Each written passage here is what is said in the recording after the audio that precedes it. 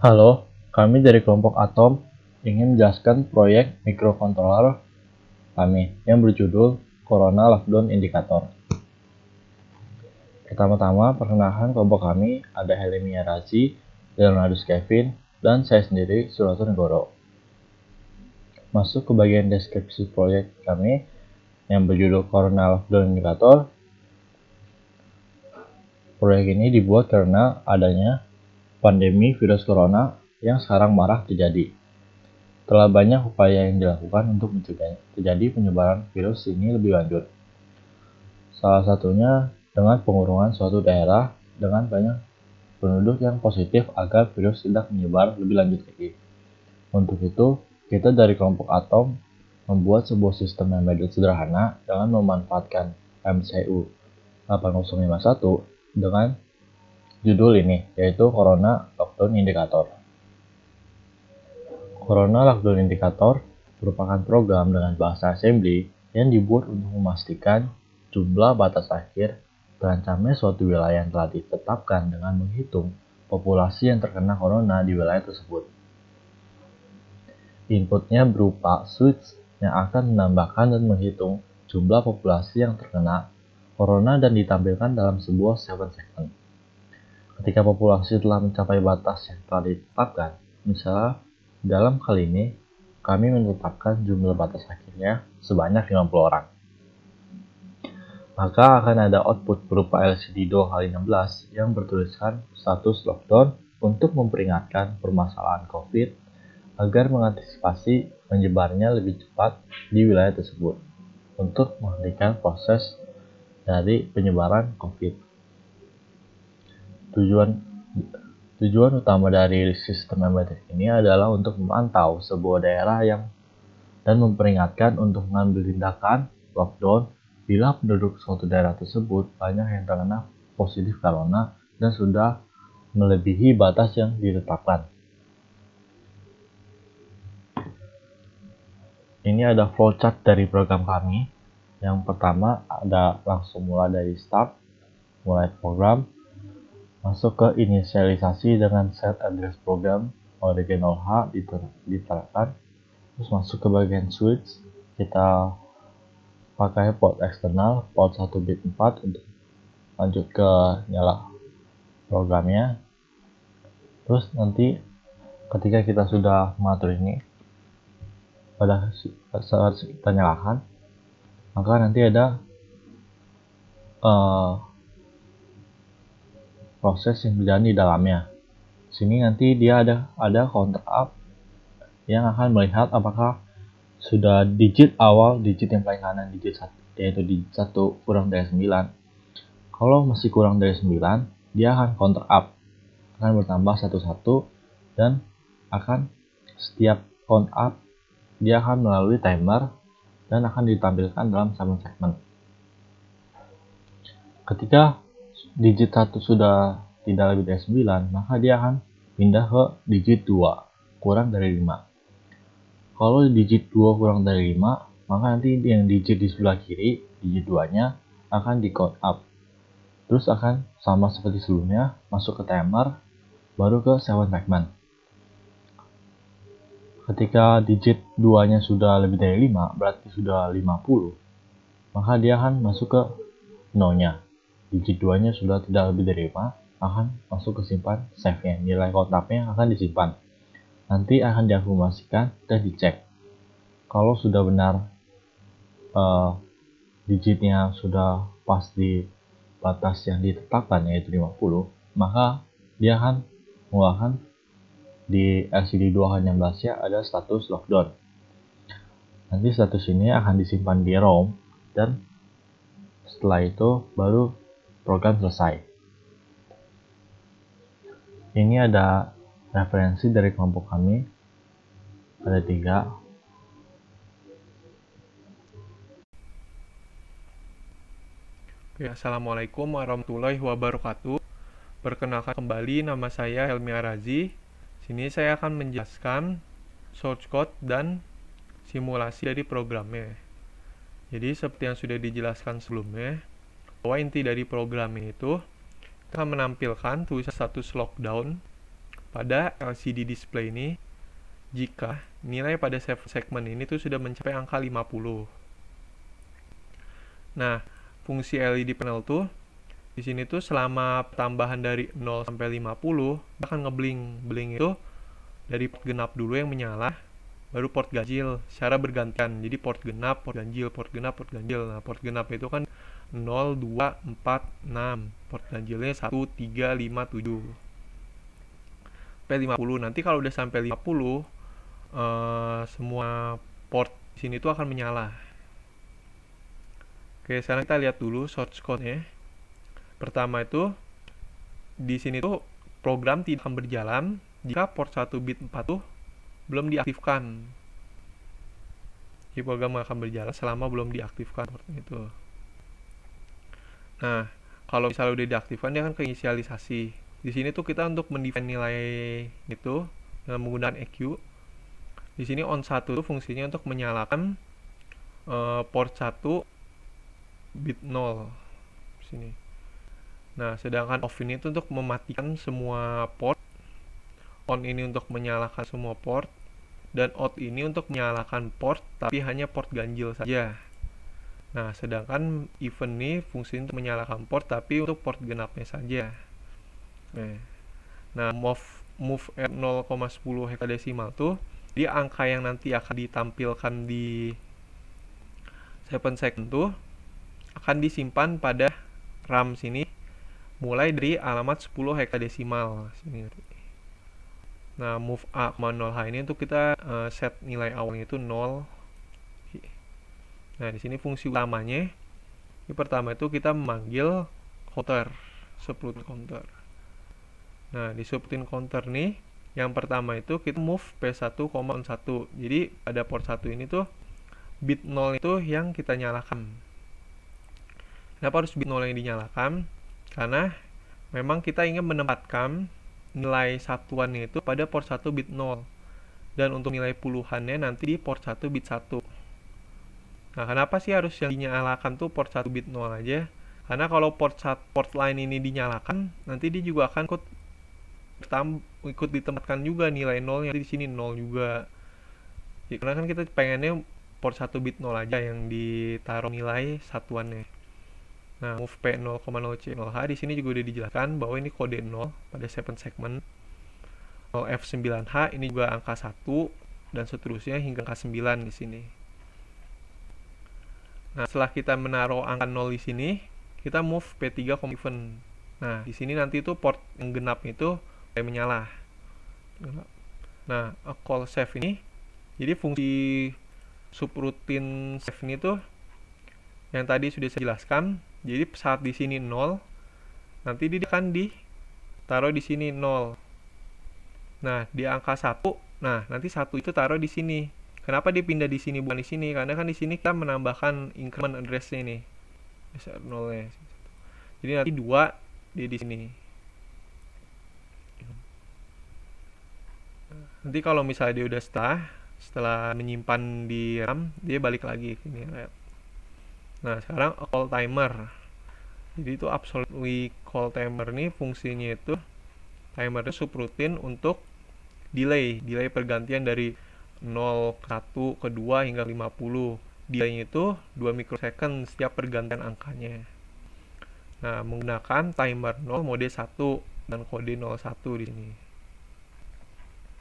Nah, habis di timer di sini cek. Apa sih fungsi cek di sini? Jadi fungsi cek di situ bentar.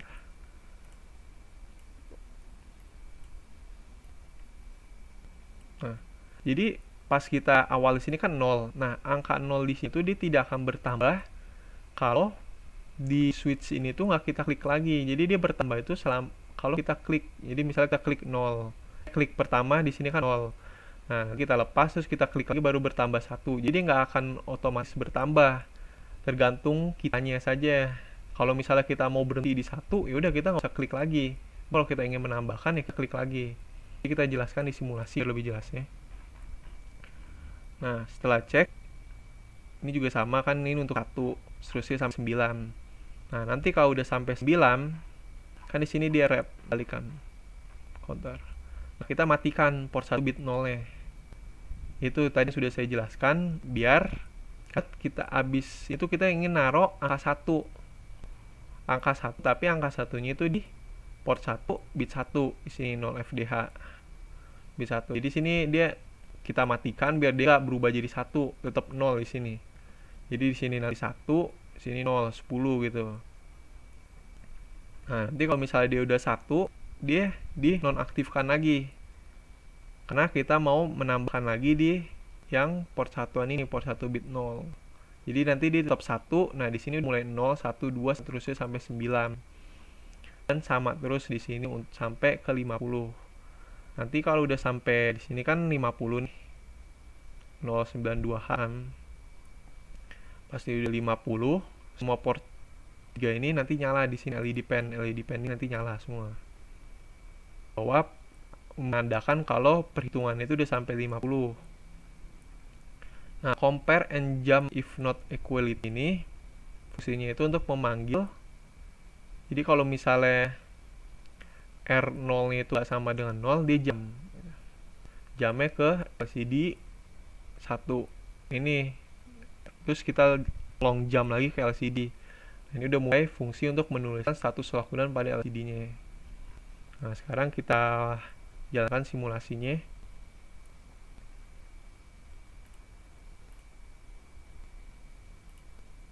Nah, sini kan dia tetap nih, di sini nggak memulai program kan, karena belum diaktifkan port 1 bit 4 nya.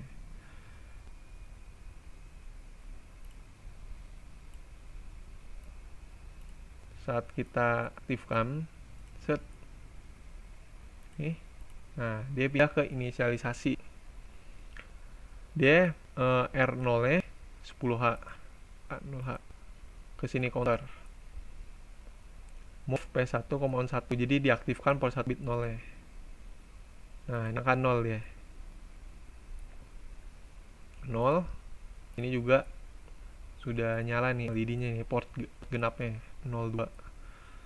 Nah, sini disimpan nih. Ke timer. Nah, kan di sini cek nih, dia nggak bakal bertambah lagi ke 1 kalau ininya belum kita klik. Kita lepas.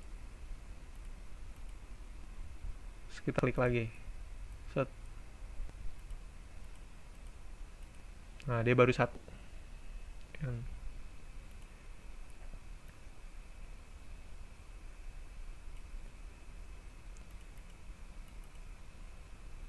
Nah, sini alamat addressnya juga udah berubah jadi 1. Dia udah nyimpan angka 1 sini. Nah, untuk menghemat waktu kita percepat saja jalannya. 1, 2, 3. Ini juga blink nih kan, blink. Nah, dimulai 1 nih. Dia agak redup gini karena udah dinonaktifkan kan, biar dia nggak ikut bertambah.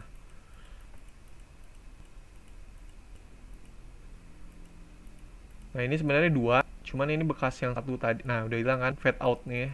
Udah diatur sebenarnya fade out-nya di setting. Ini juga 3.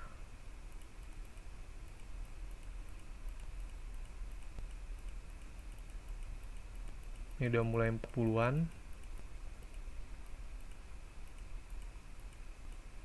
Nah, saya jalankan per step aja biar kelihatan perbedaannya.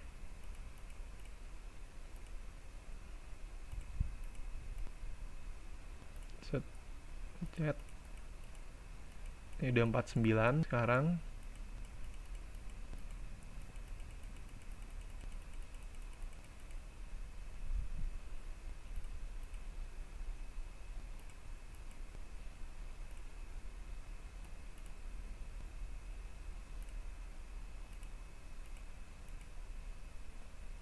Nah, sekarang dia taruh 0. Nah, ini udah 0 nih, udah mau 50 soalnya. Kita matikan dulu port 0 ini karena fade out nya ini jadi belum hilang. Kita pindahkan angka 5. Nah, 5 di sini. Nah, udah nyampe 50. Semua LED pen ini nyala nih. Artinya itu perhitungan udah selesai, udah sampai 50. Nah, compare and jump if not equality ini tadi saya jelaskan. Dia akan memulai fungsi penulisan status lockdown di layar LCD ini. Nah, dia LCD. Kita lihat juga dulu di sini alamatnya. Alamatnya juga udah disimpan semua. Yang ditampilkan di segmen di sini tuh udah disimpan di alamat rame. Lihat kan, dua berurutan 18, 19, 21, 22. Ini juga udah 50 kan, berakhir 50. Nah, kalau udah gini, jadi kita tinggal menunggu saja sampai tulisan status lockdown setelah ditulis. Oke, sekian penjelasan dari saya, kurang lebihnya mohon maaf. Wassalamualaikum warahmatullahi wabarakatuh.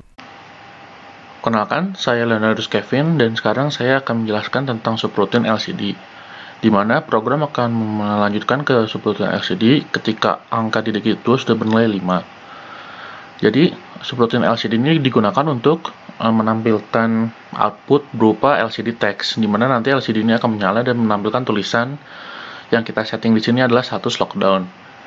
Pertama kita bahas programnya terlebih dahulu.